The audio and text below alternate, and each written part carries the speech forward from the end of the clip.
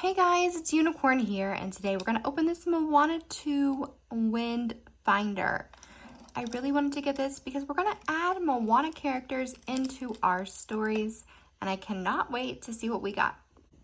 So as you can see, there's 1, 2, 3, 4, 5, 6 to collect. Perfect! So I undid the wrapper on mine, and it looks like we got a purple. So what does that mean? Did I get the guy? I really hope. I think there's only one guy in this whole thing.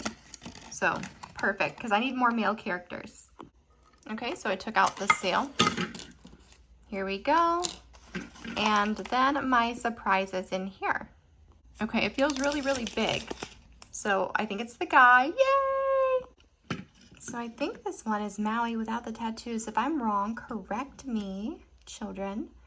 But it looks like there's a little place for his feet to go right in here. There we go. And then I need to put the sail on. So there's 2 other pieces. This looks like it would go right here. Perfect. Okay, cool. So see this? This latches onto this. So we're gonna put this on the boat.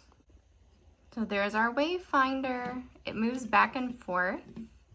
It's gonna be really cool in some water when I make a water scene. And here's his oar.